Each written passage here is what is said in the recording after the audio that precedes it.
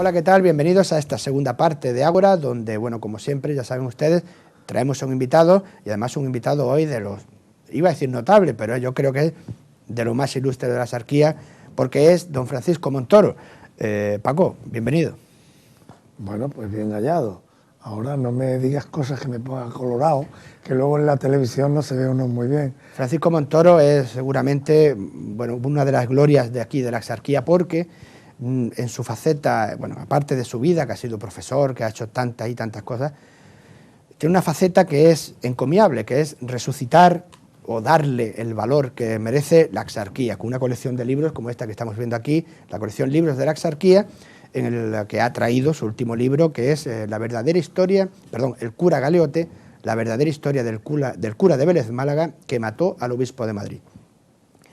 Francisco Montoro además es propietario de Belevisa, o director de Belevisa, además, ¿no?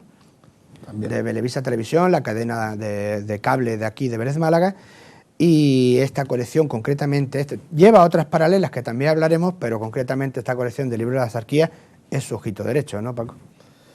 Sí, la verdad es que ya hemos comentado alguna vez que a poco que mire uno por tierras andaluzas, no es fácil encontrar una comarca que tenga una colección de libros como este de Libros de la Axarquía, que lo digo siempre con mucha ilusión y a boca llena, diríamos, porque aunque hay una serie de libros que son míos, pero al menos la mitad no son míos. Es una colección que está hecha, una soy yo el autor y otra no, uno sí, uno no, uno sí, uno no. Es decir, el objetivo es bastante más amplio y más interesante que publicar libros del historiador Francisco Montoro. Entonces, aunque este concretamente, que es el último que hay que decir que solamente con la producción de Francisco Montoro ya hay para hacer una colección. Bueno, los míos son los pares. Este es par, es el número 12 de la colección y entonces es lógico, es lógico, siguiendo esa pauta, ¿no? Pues es el mío. Resulta un poco extraño, el libro el título El cura Galeote, la verdadera historia del cura de Vélez Málaga que mató al obispo de Madrid. Es verdad que esto dicho así, cualquiera que lo oiga o lo vea dirá, pero bueno, ¿de qué va este libro? Esto es, bueno, pues va sencillamente de algo que ocurrió, es un hecho histórico, real, que a veces la realidad supera a la ficción. Esto sería un magnífico guión cinematográfico, sería un estupendo... Un thriller, ¿no? Un thriller. Sí, con toda seguridad, porque tiene toda una serie de componentes. Es un libro de los que empiezas a leer y no lo dejas hasta que terminas de leerlo, pero con perdón, y puede parecer un poco pretencioso, pero es rigurosamente histórico. O sea, cuidado el rigor de todos los datos para que realmente sea un libro de historia. Para situarnos un poco, el obispo de Madrid llega, se baja del coche y en esta que aparece un pirao, bueno, por llamarlo así, con una pistola y le pega un tiro. No, bueno, pues no es exactamente así. Esa es la conclusión a la que se puede llegar, pero no es así. Estamos hablando de un Domingo de Ramos, día que se va a iniciar la procesión de las Palmas y Olivos, del Domingo de Ramos. Estamos en la que entonces era la Catedral de Madrid, San Isidro. Llega el obispo, efectivamente se está todo preparando, allí están las autoridades, allí está todo el ambiente preparado para una procesión y una celebración cristiana de este nivel, y un sacerdote que se acerca al obispo, que acaba de salir del coche, viene de la casa arzobispal hacia la catedral, se baja del coche, empieza a subir los escalones y un sacerdote se le acerca y todo el mundo piensa, bueno, pues lo normal, un sacerdote que va a besarle la mano a su obispo y tal. Se pone delante de él, saca de la sotana una pistola, bum, bum, bum, bum, y se lo carga. Y no murió exactamente en ese momento. Ya estoy vengado, ¿no? ¿No dice eso? Sí, dijo, ya estoy vengado. Es curioso, ¿no? Sí. Lo curioso es que, dicho así, pues dice uno, el cura estaba loco. Y la verdad es que la Iglesia pretendió en todo momento, en todo el proceso y desde que ocurre el hecho hasta que muere Galeote, que muere en 1922 en un manicomio de Madrid, todo el esfuerzo de la Iglesia es demostrar que estaba loco. Lo que pasa es que, bueno, hay que decir que muy cuerdo no estaba, pero es que muy cuerdo no estamos ninguno. O sea, que es que de alguna manera es casi normal que tuviera sus manías, sus cosas, pero hay que pensar que el tribunal que lo juzga, ¿no? Magnificaron. Claro, el tribunal que lo juzga lo declaran cuerdo y lo condenan a muerte por el asesinato del obispo. Recurren al Tribunal Supremo, sobre todo porque la Iglesia influye, intenta y presiona para recurrir, porque hay que intentar por todos los medios que se declare loco al cura, y el Tribunal Supremo vuelve a confirmar la sentencia y lo declaran culpable y ordenan la ejecución. Lo que pasa es que la Iglesia consiguió implicar a la Academia de Medicina de España, bueno, el poder y la influencia de la Iglesia es indudable. Estamos en el año 1886, a finales del siglo XIX, para ubicarnos aquí en Vélez. Esto ocurre el mismo año que se produce la extinción de la partida de bandoleros, de Melgar, el Visco, el Borges y tal. Frasco Antonio, que es asesinado en la calle de las Monjas, bueno, pues ese mismo año. Eso fue en enero, bueno, pues poco después en del abril, terremoto, ¿no? Eso es, el terremoto acababa de ocurrir un año antes, y ahora estamos pues casi bueno, esa Semana Santa es cuando ocurre. Y es verdad que este hombre tiene algo de que, bueno, tenía manías.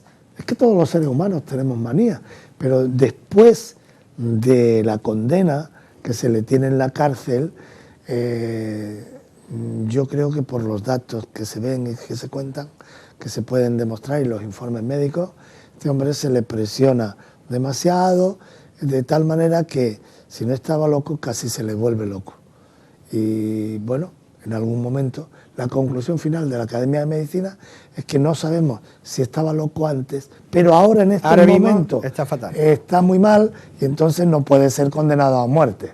En fin, la Iglesia consiguió su objetivo de declararlo loco y de que fuese. ¿Pero por qué la Iglesia no quería una ejecución del que había matado a un obispo suyo? Bueno, es muy llamativo, es muy doloroso que un sacerdote, un ministro de Dios, cometa un asesinato, porque si un asesinato además lo haga a un obispo, claro, a un pastor de la diócesis. Es que también si está de acuerdo tiene que tener algún motivo, pero si está loco, ¿no? Sí, bueno, yo creo que la locura de este hombre es una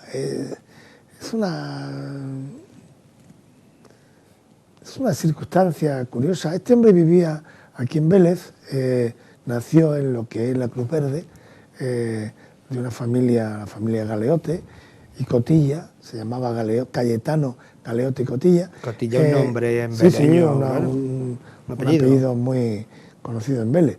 Pues resulta que este hombre quedó huérfano muy pronto, su madre murió muy de pequeño, él tenía pocos años, unos añitos, y tuvo que crecer educado por su padre fundamentalmente, aunque con la ayuda de sus hermanos y hermanas, pero su padre era un hombre que le insistía mucho en que tienes que ser una persona respetable, lo importante es el honor, no pierdas el honor, procura siempre que se te vea como una persona de honor, hasta el punto de que las madres suelen educar mucho a los niños en lo que es bueno y lo que es malo, en el bien y el mal, y los niños reciben un trato amoroso de las madres distinto al concepto rígido del honor que el padre le imbuye a Cayetano, a este muchacho. Y bueno, pues creo que esta es una de las claves. O sea, él llega convencido a su mayoría de edad, él es adulto, llega a ser sacerdote, estudia en Málaga, el padre tenía un tejar, fabricaba material de construcción. Cuando se hace en Vélez la reforma en el año 1865, la gran reforma de San Juan, la que paga el Estado, era entonces ministro hondureño, Federico Bey, pues el padre tenía como responsable de los materiales que se aportaban para esa obra a un encargado allí, que era su hijo, Cayetano. El muchacho estaba allí, encargado de eso, el cura empezó a observarlo, vio que era un muchacho interesante, total, que se plantearon la posibilidad de que fuese al seminario, y fue al seminario. Le pasó como a José de Galvez. Bueno, y estudió, es verdad, y estudió la carrera eclesiástica, y se ordenó sacerdote, y bueno, no era un lumbreras, pero tampoco era un hombre que... ¿Qué ocurrió? Pues que por una serie de razones él, cuando se produce el asesinato del obispo, él había llegado a la conclusión de que había sido maltratado en su honor había sido damnificado y él tenía que defender su honor.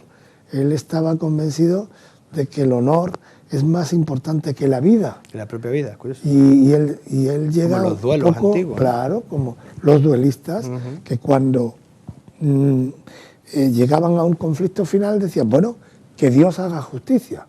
Es decir, venga, vamos a jugarnos y Dios dirá quién lleva razón. Bueno, pues este hombre llega un poco a la idea de que si el honor es más importante que la vida y yo puedo matar en defensa propia cuando mi vida está en peligro, ¿por qué no puedo matar para defender mi honor? Es verdad que no deja de ser un poco, pero... Un planteamiento decimonónico también, ¿no? Bueno, en el fondo, pero que de alguna manera tiene una cierta justificación. Él no se siente culpable, incluso él lo están interrogando y él dice, no, yo hice lo que tenía que hacer. Lo que hubierais hecho cualquiera. Lo que hubierais hecho alguno de vosotros. Es que, hombre, el honor, claro. ¿Cómo puede ocurrir? Claro, el tema es por qué él considera que tiene mancillado su honor y por qué... Yo cuento en el libro una anécdota que adelanto ya que no es verdad, pero, vamos, que no es verdad lo que me dice, pero yo siendo un muchacho me iba con don Juan Barranquero Aponte, que todos los beleños conocen, sobre todo los mayores, fue alcalde de Vélez Málaga, fue procurador a Cortes, era un hombre...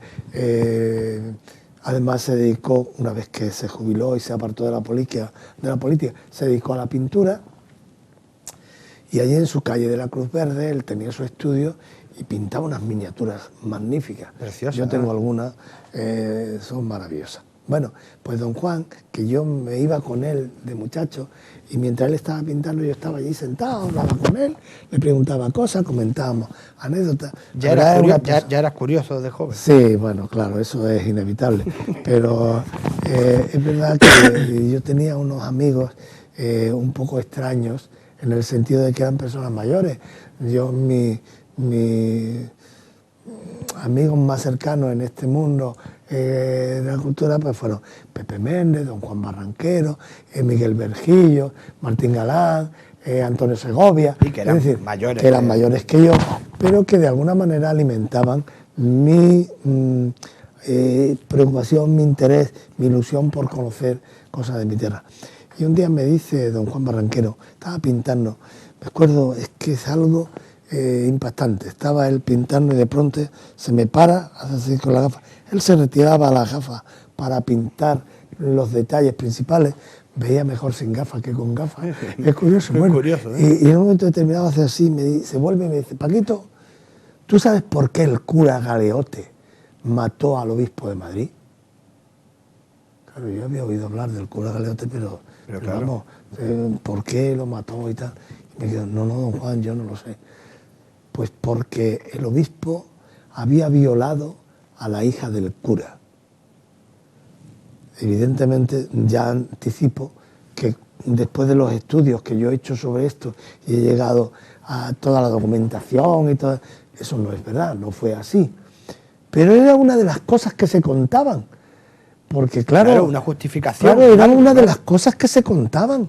Es que para algunos era un crimen de los republicanos contra un obispo que había sido diputado a Cortes y que era conservador. Y además la prensa en ese entonces era claro, era muy tremendista y bueno, también se decía que había sido un crimen de los masones, que hablo también del tema de la masonería, porque hay un par de detalles sumamente curiosos. En fin, la verdad es que hay una serie de razones por la cual es una historia muy curiosa. Sí es verdad, y debo decir, que yo no he sido el primero que ha escrito la historia del cura Galeote. Además, alguien también muy ilustre, además, ni ¿no? mucho menos. O sea, pensemos que el primer libro que se escribe sobre la historia del cura Galeote fue de don Benito Pérez Galdós. Don Benito Pérez Galdós, que de alguna manera tenía una cierta similitud con nosotros, que nos movemos en el mundo del periodismo y de la información. Él era un periodista y él contaba lo que ocurría, y evidentemente en Madrid lo que ocurre con el cura Galeote no solamente pone en pie a todo Madrid, todo el mundo admirado de lo que ocurre, sino que además en toda España se despertó un interés enorme, incluso fuera de España. Pensemos que además no se trata de un obispo cualquiera. Acababa de segregarse la diócesis de Toledo, que incluía Madrid, claro. Acababa de segregarse, se habían separado en dos diócesis. Y se nombra la diócesis de Madrid-Alcalá, para que se pudiera atender más a los muchos curas que había en Madrid y tal. Nombran obispo pues a un señor, a un obispo que tenía un carácter fuerte, que es Martínez Izquierdo, y es el primer obispo de la diócesis de Madrid. Por poco es el último, ¿eh? Bueno, pues imagínense, el primer obispo, y muere a tiros y por uno de los sacerdotes de la diócesis. Evidentemente esto era algo tremendo, tremendo. Paco, los episodios nacionales de Galdós también se están escribiendo aquí en la Exarquía. Lo vuelvo a decir, el cura Galeote, como ha contado Paco además estupendamente, una historia fascinante. Es el último libro de Francisco Montoro de esta colección. Yo sinceramente les recomiendo que compren los 12, porque hasta ahora podemos decir que ha mantenido un nivel muy alto. Pero es que además, porque yo también quería hablar de ello, lleva como dos colecciones paralelas. Una es donde está publicando el Vélez Málaga en los tiempos de la invasión francesa, sí. Y otro es, bueno, pues esa mirada en color. Sí, en cualquier caso, son libros,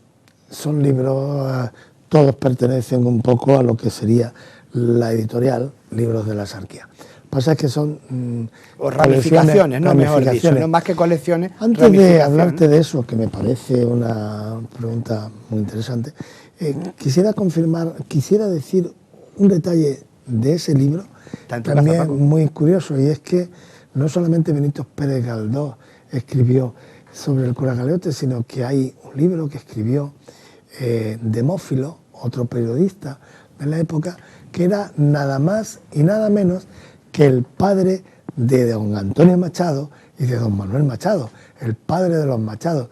Bueno, los libros de Demófilo, pues la bibliografía, poco que la busquemos por cualquier lado, aparece cantidad, y sin embargo ese libro del que yo te hablo, que habló sobre, lo dedicó al crimen del cura Galeote, no aparece en su bibliografía. Y en todos los estudios que se han hecho hasta ahora del cura Galeote tampoco aparece, y sin embargo se escribió. Tan se escribió que yo tuve la suerte de encontrarlo en un archivo, en el archivo de Escobar, en Málaga, de este cronista que guardaba todo, lo guardaba, y en una de las cajas dedicadas a Vélez Málaga tenía, pues dado que el cura Galeote era natural de Vélez, había incluido este folletito. Yo creo que es el único, puede que sea el único que queda de aquella época, porque muchos de estos libros desaparecieron. La Iglesia no fue muy proclive a que se leyeran y pues bueno, se perdieron. Ese libro se reproduce aquí como una aportación en este libro. Pero es que Demófilo tomaba partido. Sí, bueno, Demófilo hacía una crítica muy fuerte a la estructura de la Iglesia, a cómo estaba organizada, y defendía mucho a los curas atacaba de alguna manera a la jerarquía. Y bueno, el libro La Iglesia y Galeote, que se llama y que es el último 25% de este libro, es una auténtica joya, al menos bibliográfica. Y para leerlo también seguro que el que empiece no lo suelta, porque es muy, muy atractivo. Bueno, dicho esto, es que no quería dejar cojo el tema de Benito Pérez Galdós y también porque Machado. lo cierto es que fue un bombazo periodístico, claro, digamos, del cura mediático. Porque... Piensen ustedes que, por ejemplo, este grabado que aparece en la portada, allí que en su cámara, no es un grabado cualquiera, es un grabado de los dibujos que hacen los dibujantes de la prensa durante los días del juicio. Bueno, pues este grabado yo he tenido la suerte de encontrarlo en Estados Unidos.